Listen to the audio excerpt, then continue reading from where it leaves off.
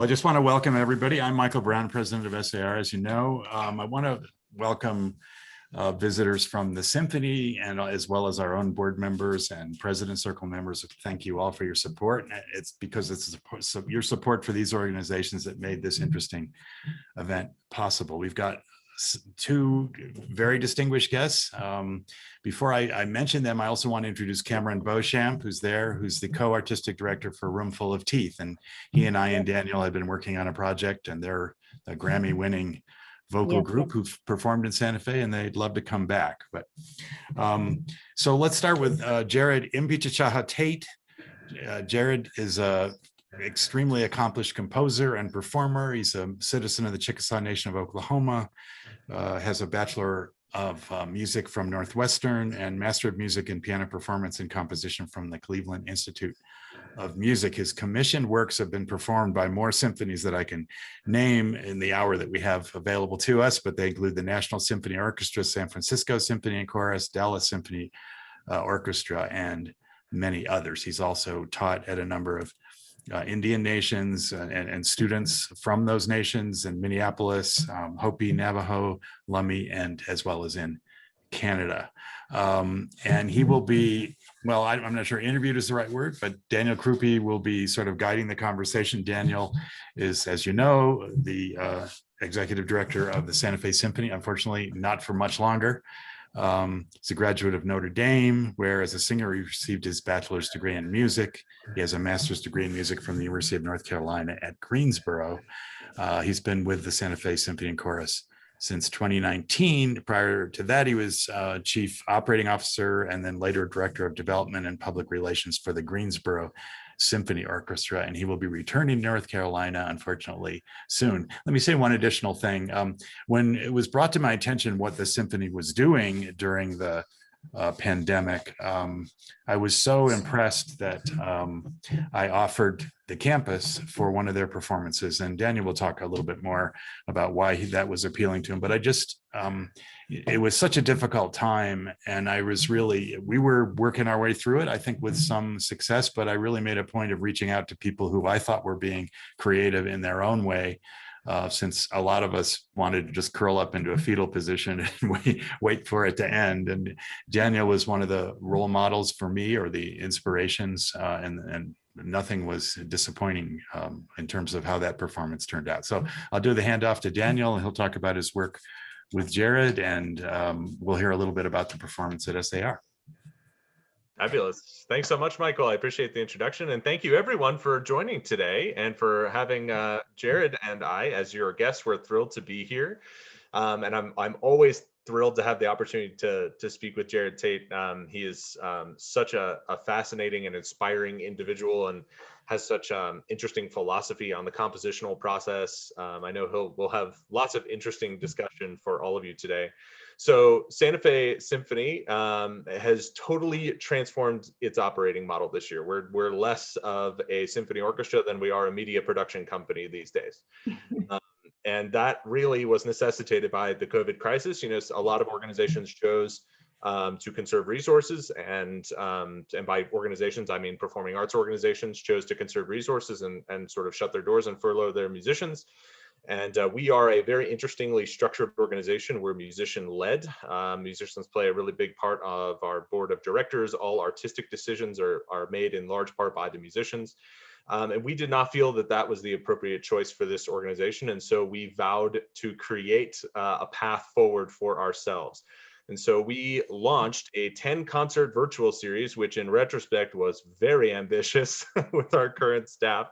But the idea was to get outside of the concert hall, right? Rather than just exclusively producing work at the Lenzig or St. Francis Auditorium, we wanted to make this a celebration of everything New Mexico, everything Santa Fe, with the hopes that maybe we would attract a national or international audience, given, you know, the Santa Fe brand that everyone knows and loves.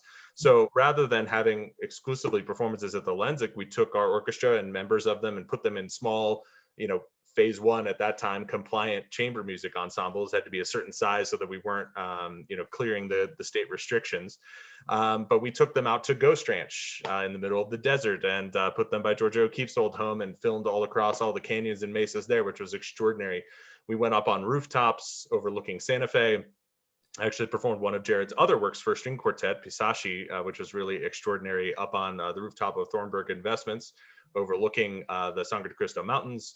We were at the Children's Museum and the Botanical Garden, and had a really trippy performance at Meow Wolf, Santa Fe. Wow. Very familiar with Meow Wolf. But the idea was to represent iconic locations in New Mexico and Santa Fe and make this a celebration of this whole region. You know, in particular, places that play a significant role in the history of Santa Fe.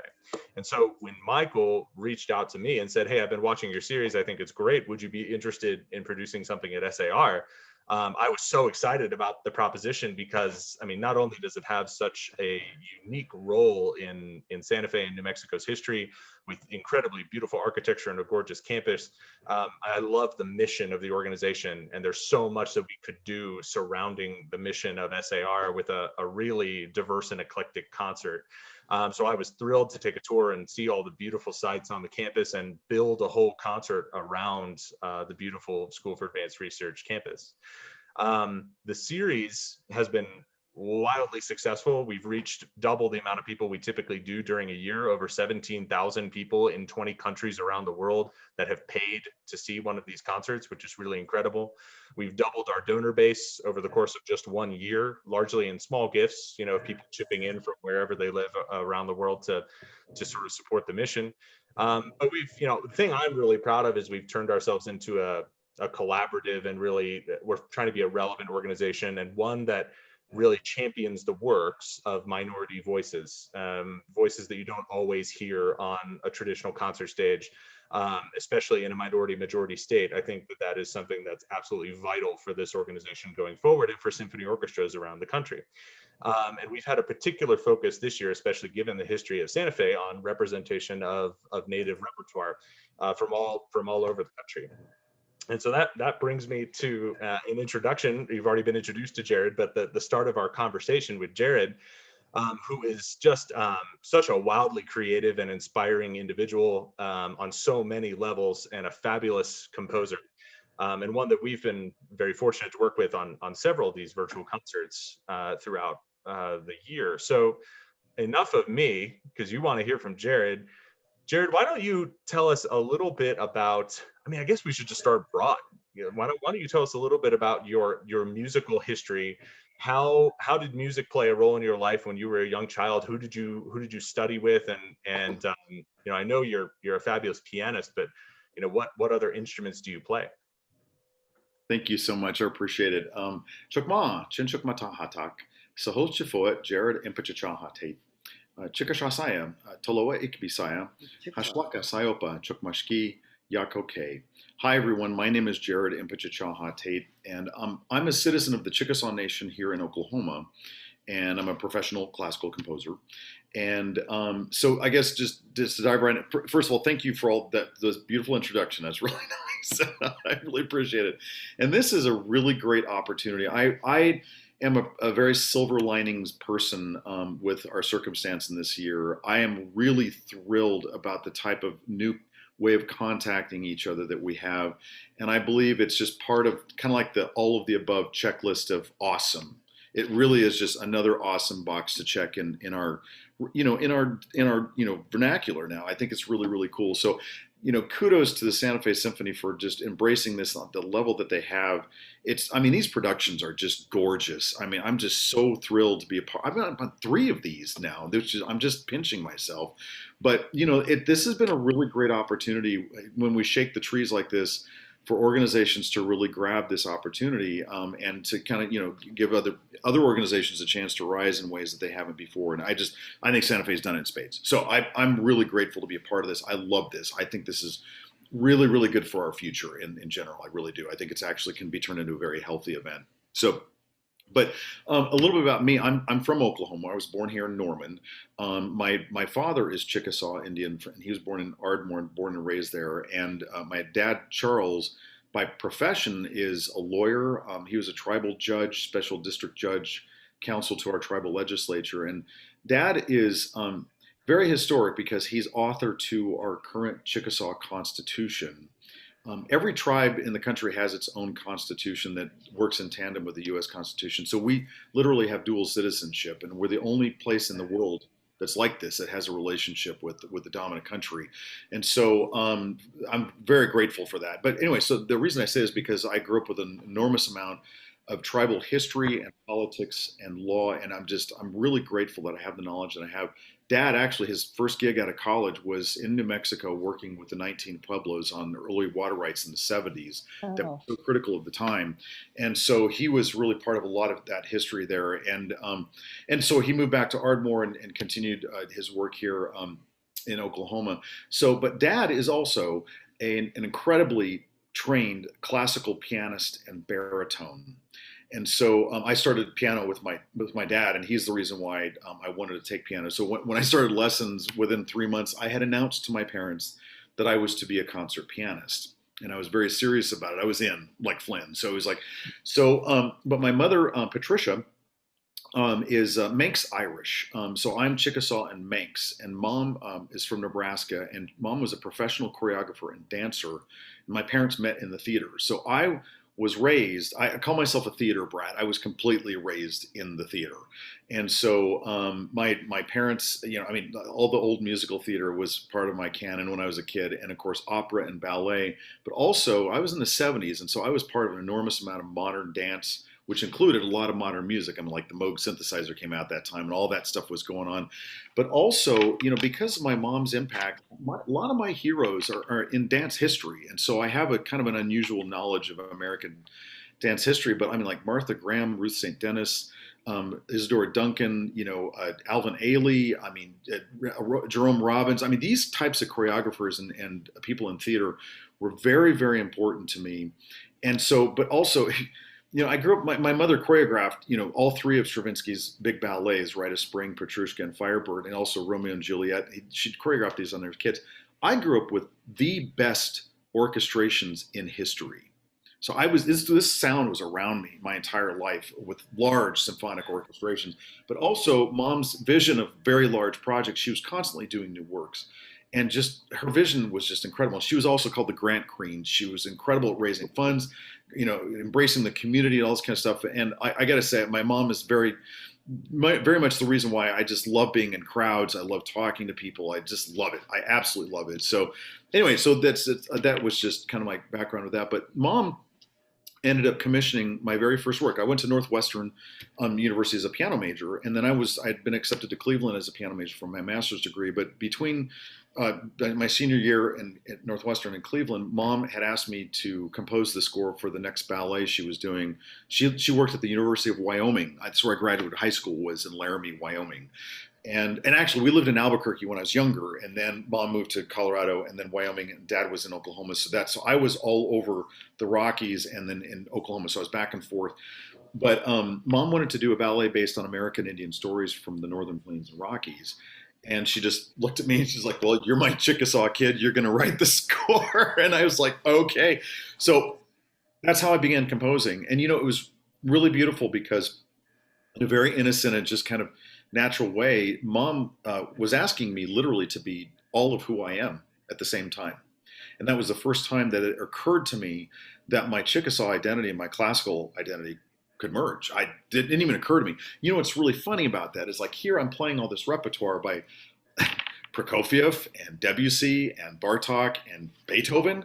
All of these folks were completely tied to their national and ethnic identities. Oh, that's right.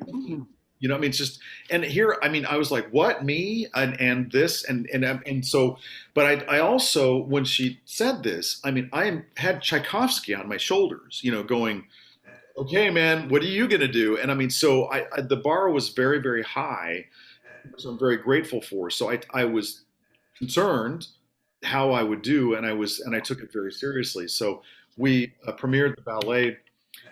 And the response from both the classical community and my native community was overwhelmingly positive. And everybody was like, "You got to do this, Jerod." And like really, really energetically pushing me to do this. And so when I went back to the Cleveland Institute of Music and added composition to my major, and then I made my second announcement to my family that I was to be a Chickasaw classical composer.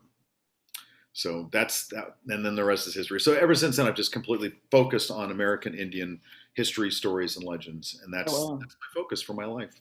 And I could do this for 50 lifetimes and never be bored and never run out of material. I love this. Well, and the thing is, like, I work with many other tribes and many other languages. It's just, I'll tell you, it's a blast. It is so fulfilling to bring our tribal languages to the concert stage, our tunes, our stories. I mean, I just can't get enough of this. I just love it. And also when I go to other tribal communities, I mean, these are my cousins, these other tribes. And I just really enjoy bringing their experience to larger than life concert stages and presentations. I mean, look, this is all these videos that we're doing right now. This is a really good example of bringing tribal culture to the theater. I mean, this is all theater is what we're doing. This actually, that's what another thing why I'm so biased about why orchestra that they're embracing this, because they're literally embracing modern theater when they're doing this. So you're becoming theater, and I just love that. It's like really strongly believe in Diaghilev's vision when he was doing Ballet Russe and bringing that full theater experience to, and all the commissions that were paired with it. You had Picasso, Monet. I mean, all these great artists were doing that, and costume designers at the time.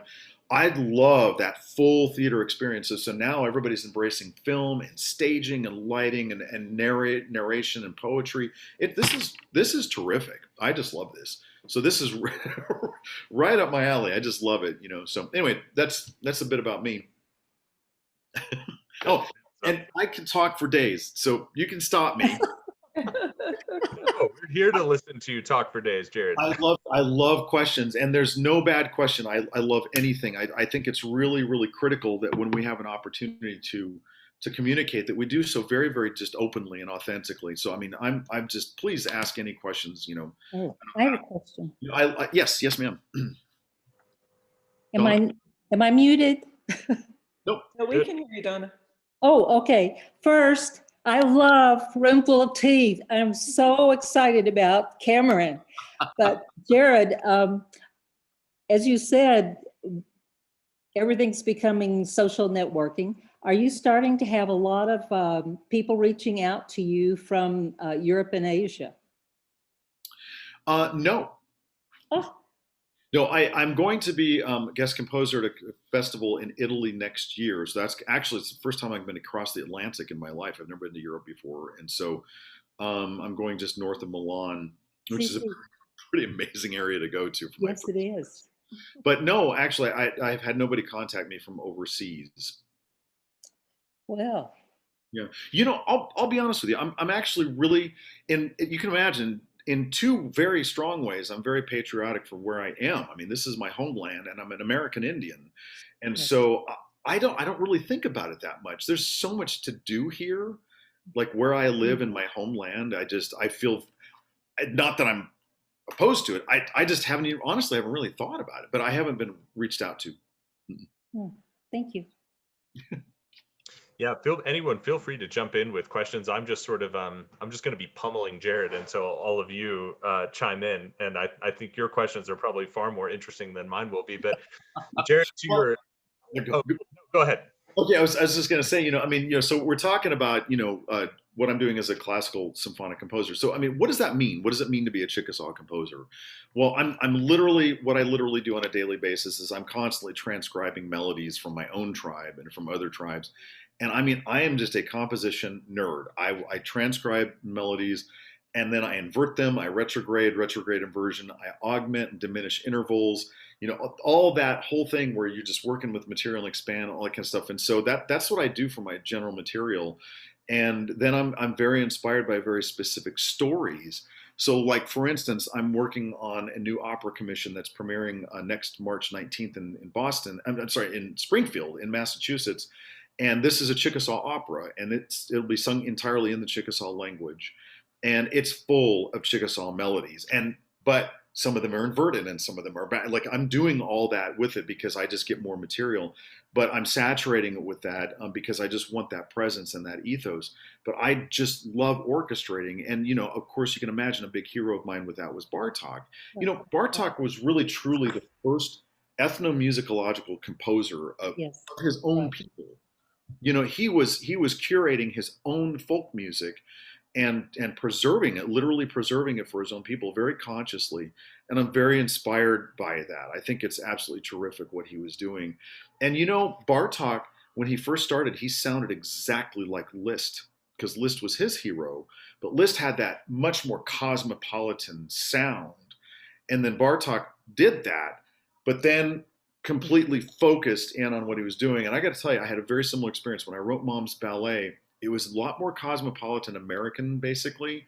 And then I really turned in and focused on the more ethnomusicological approach to my own music, and started building sets, theoretical sets of my own based in the music and just the way I wanted to do it. But sky's the limit these days. So that's what I do. And so with Roomful of Teeth, the proposal is to do basically a set of theme and variations that are focused on shell shaking songs, and it's like our turtle rattle is our percussion instrument, and so I've called this it's gonna be called rattle songs, I believe, is that what we said, and I'm calling the little movement scoots because that's the little segments of the turtle shell that they're called, and so I like to kind of have a play on words like that, but anyway, so that's what we're going to focus on that work. But so that's what I do. I literally become an ethnomusicologist of my own music, and dissect it, and I deconstruct it and reconstitute it and re-abstract it. And that's what poets do. That's what painters do. So I'm doing something very similar to any modern American Indian author or painter or choreographer or filmmaker, that is taking icons, artistic icons from our own culture, literally deconstructing them and then re-abstracting them in new modern ways. I mean, so painting is a really good example of it. I mean, it's like all the art that you all are saturated with is made of materials that are not Aboriginal to Indian country at all. Those are all imports. We appropriated all that stuff from different parts of the world. Beadwork is the same thing. We didn't bead, and now we're world famous for beading all over. And it just started with a few tribes, and then now it's all tribes, and it's like, so it became a pan-Indian thing. And so and then if you think about it, it's like Joy Harjo is our current poet laureate for the United States, third term, actually. That's amazing, 3 times in a row. And she writes books in English. All of that is completely, and she's Muskogee, but she's expressing her Muskogee Creek identity with all these new tools that are not Aboriginal to her, her original people. And so we're just doing what Toru Takemitsu did. He's a Japanese composer. He's Japanese to the core, using a Western symphonic orchestra and expressing his entire Japanese identity with that. I'm very inspired by him as well. Also, Chinri Ung, the Cambodian composer, is another. He was a really big influence on me when I was first looking for new sounds. George Crumb was a very big influence because it's very American. Yeah. And bam, these people are they're looking for the ethos of where they come from. And I just love that. And that's happening in spades today. It's just endless. So that's what I do. That's what I do with the music. But Daniel, you said you were going to fire off some questions, I guess. Yeah, well, actually, I had one tack I was going to take us down, but now you've inspired me to go a different direction. So you were talking about, how you take a tune and sort of you invert it, you retrograde it, you manipulate it, and sort of unwind it over the course of a piece. Mm-hmm. And so I wanted to show a little bit of how that works by showing a small little section of the piece that Carla Contupis, one of our violinists, performed on our recent concert that we filmed at the School for Advanced Research, and it was your piece, Raccoon Talk. So before, and it was filmed in the beautiful Indian Arts Research Center on the campus of SAR, which was just a perfect venue for it. It was stunning. But before I show that little video clip, can you give us a little context, Jerod, about the compositional history of the piece, Raccoon Talk? And you mentioned in the video you're a member of the Raccoon clan in the Chickasaw Nation, and maybe you could share a little bit about that as well. Yes, I am Raccoon Clan, and actually Impichchaachaaha is our house name. So we have 2 traditional names. House name is like a surname, basically. So I would be called Jerod of Impichchaachaaha back in the day. And Impichchaachaaha means high corn crib. It's like a raised corn silo that you store vegetables in. And so, but the Raccoon is Shawi. And so our clans are all animal clans. So we got like panther clan, alligator, bird, squirrel, skunk, snake, and then a Minko, which is the leader clans. And so anyway, so we also have a raccoon song. And so what it is, this piece was commissioned by Katie Lansdale, who's a violinist at the Hart School of Music, and she and I are both graduates from CIM.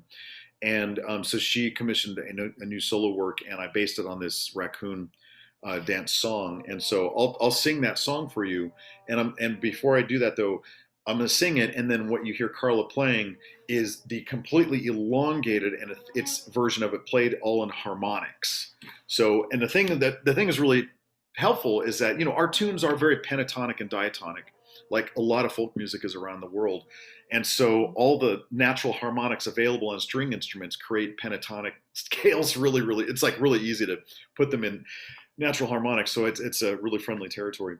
So anyway, so I'll sing it for you, and then you'll hear when she plays the opening, that's the elongated version. So Yoba yoba dea yoba yoba dea yoba yoba dea yoba dea yoba yoba dea yoba yoba dea yoba dea. So that's the song, and then it repeats over and over and over, and there's a dance that goes with that. So you can go ahead and play that if you'd like. Brilliant. And you'll hear that tune sort of enumerated at the beginning. So I'll play a minute and a half of it at the beginning, and then we get into the real crazy fancy stuff at the end of the piece with another 2.5 little minute clip at the end. So give me 1 second here. I'll share my screen and my sound. All right. Can you all see this? Good. Here we go.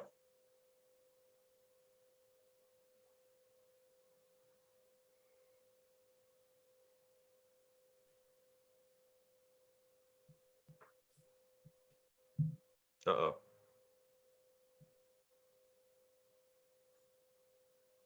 Hold on a second. Technical glitch that hasn't happened before. Okay.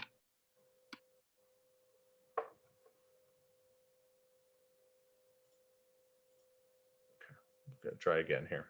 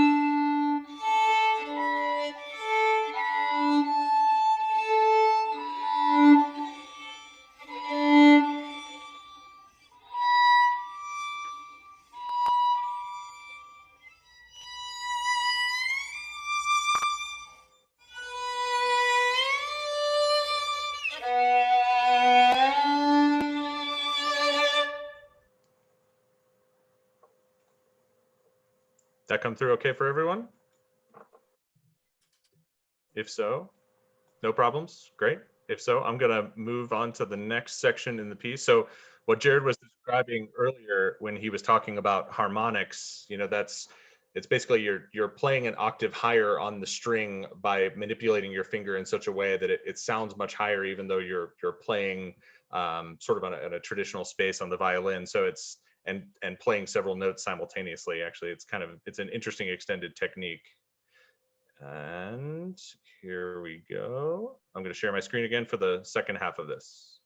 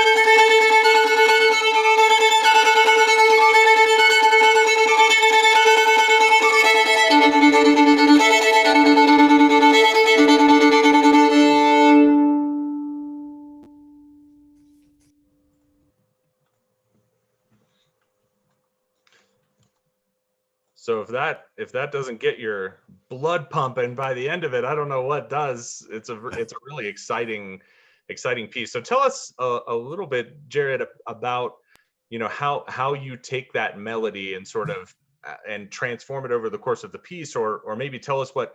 I mean, obviously we know what inspired the piece in terms of the traditional raccoon dance song, but why you felt compelled to create such an exciting and dramatic work around this particular tune from the Chickasaw Nation. Well, raccoons are very energetic and very chatty and also very dangerous. So, they're omnivores, and they just, I was just kind of diving into just kind of my personal interpretation of the psychology of raccoons. They're very, they're very active. So, actually, this is really fun. Traditionally, the raccoon clan people are known for being very chatty people. So that's actually a thing. So, anyway, yeah. So, honestly, that's where I mean, there's all these materials and everything like that, but then there's also just impulse. What am I feeling? What kind of sections am I looking at? And a lot of times I'll also just brainstorm and be like, you know what? I've always wanted to do this. This would just be really cool to do, that kind of thing. And so that will tie into, that'll fold into whatever is going on. And so there's some things are totally, illogical, and some things make a lot of sense. And it's just kind of a combination of all that. So. Got it. Yeah. And so tell me what inspired you to write this piece for solo violin, because I know you have another piece. Mm-hmm. It's called Oshta, that is for violin or cello, right? And then yes, and then you have obviously your solo timpani piece, Thundersong, that we performed earlier in the year. So how did you choose the voice of the violin for this particular piece? I was commissioned by somebody who plays the violin. Yeah, I've been very blessed in my life, and that is everything I've ever written has been commissioned. And so I've been approached by people. I'd really like you to write a piece for this. And it's like, yeah, absolutely. The timpani thing is actually really pretty cool, because that was commissioned by one of my colleagues from the Cleveland Institute of Music, and which happens to be an incredible timpani school. So that was a piece. I was just around a lot of great timpanists, and so I felt very capable. I just was hearing it all the time, and so it was one of the things I felt very capable of doing. And so, but yeah, honestly, people ask me for a particular ensemble, and so then you just dive right in. So, and again, it's like it's all incredible. It's like there isn't one. Honestly, I can't think of a combination or a circumstance to write for that isn't full of awesome potential, and all kinds of exploration. And I don't necessarily have a typical go-to. I mean, it's been this long before I've written anything for solo violin. I mean, that was a couple of years ago that Oshta was commissioned. And I mean, I was doing far different works than that. And so I didn't really start out with anything like really typical. Another timpani work I wrote for another colleague at the Cleveland Institute was for timpani, piano, and strings. It was like a small timpani concerto.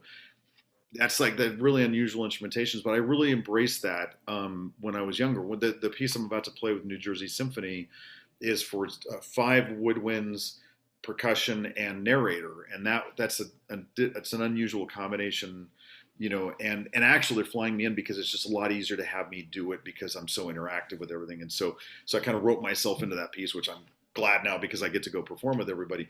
But I mean, I didn't necessarily gravitate towards standard instruments. The string quartet, that wasn't until Ethel commissioned one in 2013. And then now I've got a couple more under my belt, which is I'm really grateful for. But I didn't do anything real standard, and I actually have no solo piano works.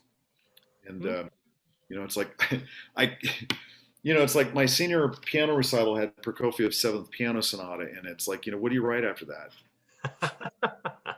And then I played George Crumb in graduate school. Debussy Homage. What am I gonna write? That'll be the last frontier for you to conquer. Then coming back to your, it's creeping in more and more. Like I did a piano and clarinet sonata, which I was really great, and it fell out of my fingers. I was like, wow, I didn't realize it was all kind of in there. But still, I just, I don't know. I just was really hesitant to do that because it's like, again, it's like this repertoire that I mean, if anybody knows the Prokofiev Second Piano Concerto, it's like, I just don't, I mean, I'm eclipsed, so I can play it, but, am I going to write something better than that? Jeez, I don't know. I totally get that. Let me ask you an interesting question that we have been grappling with at Santa Fe Symphony, it was predicated by this whole idea of performing in unique or iconic locations, and that is, is how does a venue affect the final artistic experience, either for the performer or for the composer, or especially for the audience? Is it different when you hear Dvorak or you hear Copland in the context of a concert hall versus the majesty overlooking the majesty of Ghost Ranch? Is it different to see your piece Raccoon Talk performed on a traditional concert stage in a concert hall, or when it's in the context of SAR's Indian Arts Research Center? What do you think? Oh, absolutely. I mean, look, we can see, and we feel temperature and our environment. I mean, all of our senses are working whenever we're listening as well. And so, I mean, honestly, that you're asking, like, is the theatric presentation, does that affect the music? And the answer is absolutely. Listening to Santa Fe Opera in their own venue is a very, very different experience. And honestly, it takes a little bit getting used to because of the input of the air.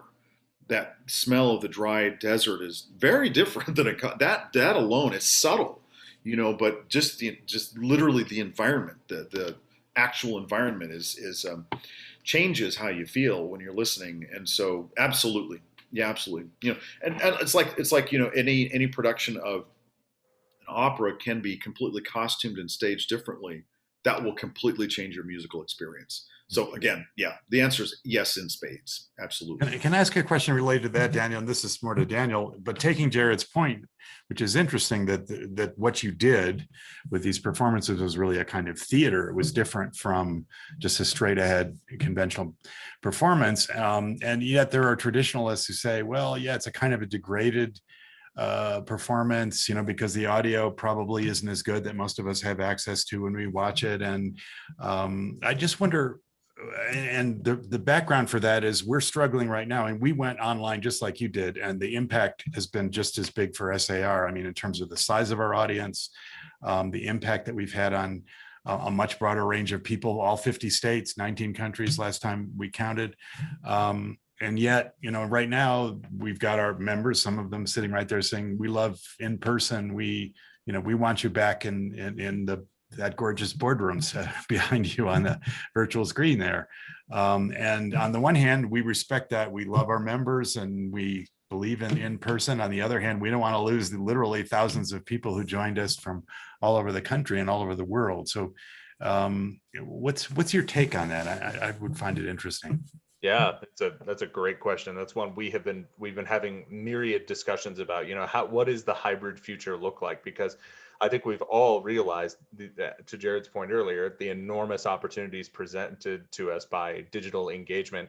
I mean, now 33% of our audience base is from out of state, which is something we never could have said before. I mean, that's massive. And the 50%, I don't know, maybe 40% of those people from out of state are now donors, admittedly at a small level, but still they're invested, in the products. That's incredible engagement. So we don't want to lose the progress we've made there. At the same time, I think we all know that live performance is completely different from a virtual experience. Just from, there are so many facets. There's the resonance you experience in the hall, your body literally vibrating with the instruments that you see on the stage.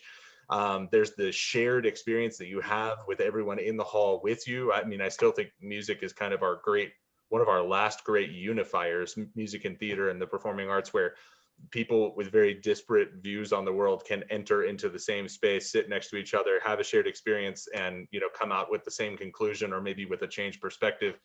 And we don't have many of those sacred places left for developing that kind of unity. And the drama of being able to visually and physically see the performance unfolding in front of you, I think is different than in a virtual setting. So the answer for Santa Fe Symphony is going to be, we're doing both. And we're not going to be tempering anything we produce in the concert hall. Typically, we usually produce 10 full orchestral concerts a year. We'll keep that up. We'll keep up our chamber music presence as well. But we've seen such success with this virtual engagement that we're going to continue doing that as well. So we have sort of a hybrid approach where we're going to film 2 full orchestral concerts that are particularly unique. One of them is a recreation of Igor Stravinsky's concert that he conducted in 1960 at the Cathedral Basilica of St. Francis of Assisi. So Stravinsky used to always be up at Santa Fe Opera conducting, and he would come down to Santa Fe and conduct free community concerts for Santa Fe at large. And there's a plaque on the back of the cathedral. I'm sorry, I have to interrupt you really quick. My father was at that concert. No way! Get out! That's incredible. What are the odds of that? Go ahead. Just had to let you know that. Well, I mean, if you go to the cathedral, there's a plaque on the back wall that says Igor Stravinsky conducted a concert here in 1960, and it consisted of this repertoire. It was a Haydn Symphony Concertate, a Mozart Symphony 38, I think, and then Stravinsky's own Symphony of Psalms. And so we thought, before COVID, we thought, wouldn't it be great to recreate that concert experience and produce it in the Cathedral Basilica, however many years later, what are we, almost 60 years later now. So that was our plan pre-COVID. We're going to still produce it in the spring of 22, but we're going to film it because that is such an iconic and historic sort of event. We want to memorialize that. So we'll film that and send it out into the world, and we'll try to encourage virtual access from all over the United States. And then we also want to keep up this idea of performing in unusual or unexpected places. And we have some interesting ideas in that regard, taking a piece like Igor Stravinsky again, his Soldier's Tale, which is, it really tells the story. It's kind of like a Faustian sort of story about a bargain with the devil. But it's sort of set in different locations over the course of the hour-long piece. And rather than performing it at St. Francis Auditorium, we thought, why don't we actually pick some iconic New Mexico locations that people will recognize, like the road to Chimayo, for instance, and film the portion of it that takes place on a road on the road to Chimayo and put our musicians out in the desert landscape. So we're working toward that, and it'll sort of be, the hybrid future for a while until we figure out what the recipe is going to be going forward. I don't know if that answers your question, Michael. No, well, it's good. I mean, we did one thing that was different from you guys. Of course, you have much higher production values. We did over 60 events of the last year, between the lockdown and now, and mostly webinars, sometimes lectures. So they're pretty inexpensive to produce. And we discovered, to our astonishment and delight, that giving them away for free and asking for voluntary donations was way more successful financially and in terms of crowd size or audience size than having a paywall. Now, there are a few exceptions. We did some fundraisers and so on. But we just said this actually works better, and doubles or triples or quadruples the audience, and it's available to, so one of my favorites, and Laura and Lindsay will be bored to hear me mention this, but I did a webinar on the McGirt decision in Oklahoma, and I had 2 Native attorneys who were both experts on Native American law and sovereignty issues, and they just laid the thing out, and we did it on very short notice, and they were both spectacularly articulate and smart, and that is available. You can watch it on free on our YouTube channel, and I'm hoping that young Native people in Oklahoma are watching it, and other places, you know, I know it's been used for some classes. So it's a slightly different approach, and we can do that because our production costs are just a fraction of what you guys did.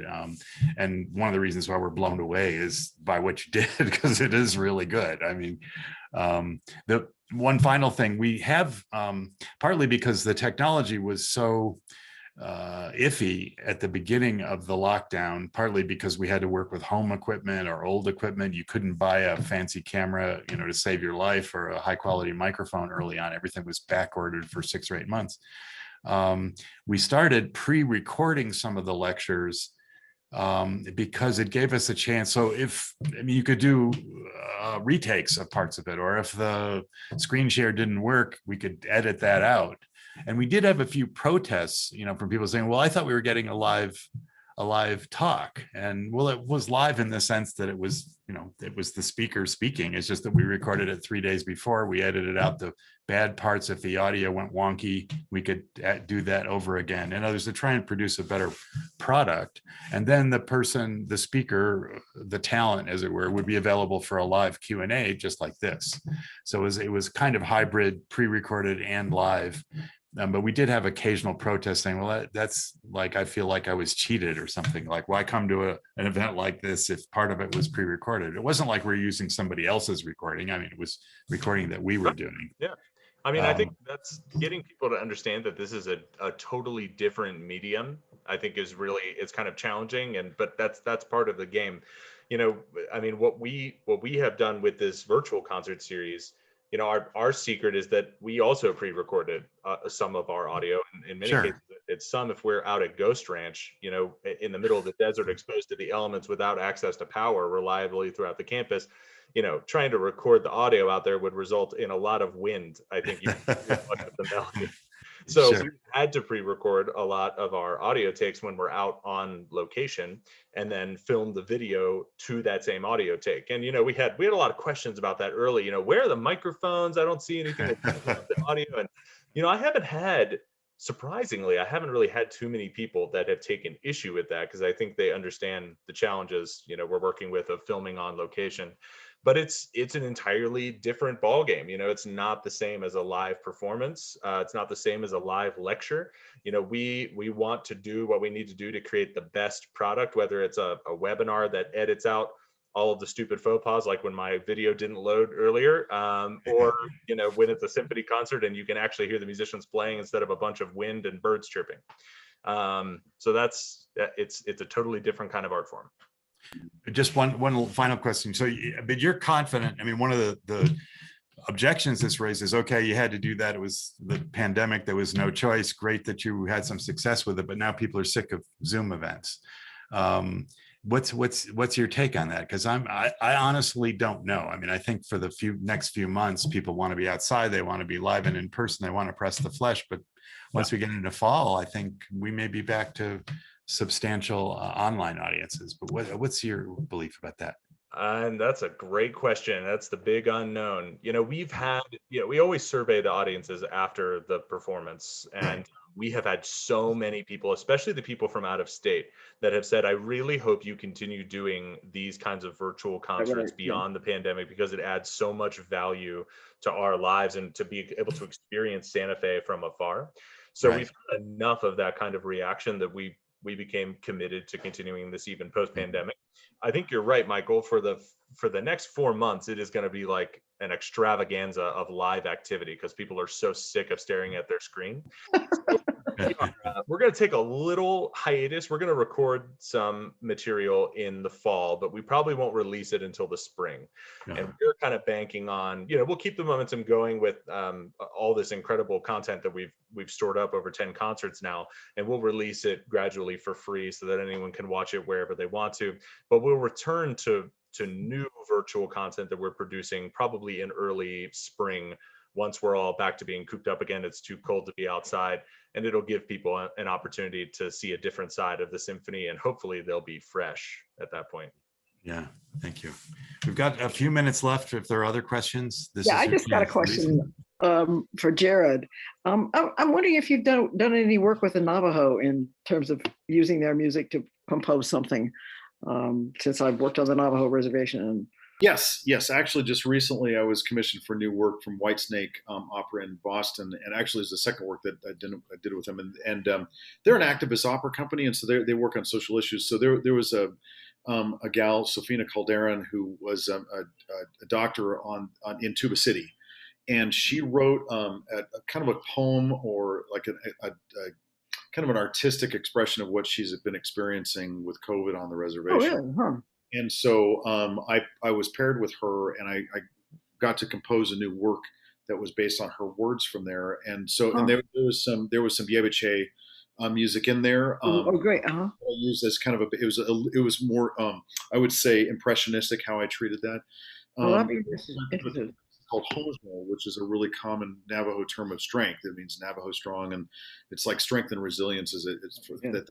And so, anyways, that was a more recent one. But also, I began my teaching of American Indian students in Tuba City, Kayenta, and Palaca. I was out there for part of the Grand Canyon Music Festival in 2004 and 2005. Oh, okay. The program they have, that's Raven Chacon, who Daniel knows, is now he heads that up. It's the Native American Composer Apprentice Project, and so anyway, I was out there doing work, and so but I've got countless videos of those compositions from those kids. Unbelievable works. Oh, that's really interesting. Breathtaking music that came out. That's been that way every time I teach any group of Indian kids. It's always just unbelievable. But also non-Indians as well. It's just a human thing. It's like when humans are given the opportunity and access and support to express themselves fully, it happens. And it happens in spades, and it happens beautifully. So that's just one example of a human experience. But anyway, so the answer is yes. I've worked with Navajos before, and I loved my experience there, of course. But I haven't dived into Navajo language super deep yet. But I'm sure that'll happen over time. Oh, great. It's a challenging language to dive into. Yes. I mean, every language. Worked on it for 30 years. So. Yeah. Maybe one more question. So we really try to keep it to the 1 hour mark, and we're coming up to the top of the hour. But maybe final question from anybody. Yes. Lynn. Lynn. Up, you're muted. Okay, unmuted. You've mentioned this work that's going to be performed in Springfield, and now this opera that you've been working on with the Navajo. But what's your next big project that you're working on now? Well, the opera. I'm ready. It's a full-length opera. I'm working on that all year. But I'm also, Roomful of Teeth is coming right on the heels of that. I'm also writing a piece for a Turtle Island String Quartet, and also a Pro Music in Seattle. That's another vocal ensemble I'm writing. That will probably focus on Lummi tribal music and the language there. And then, I'm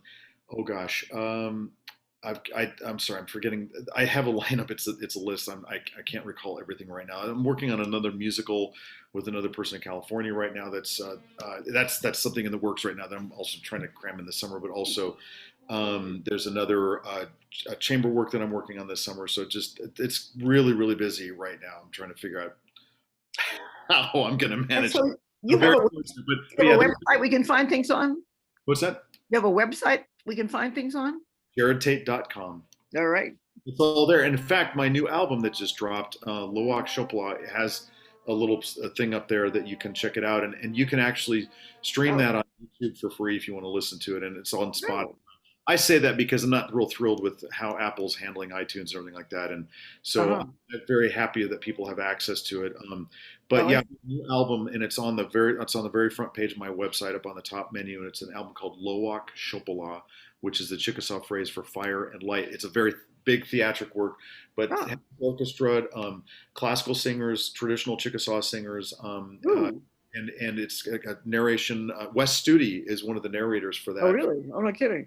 Yes, one of your homeboys there. I'm told he lives just up the street from SAR, though I haven't met him.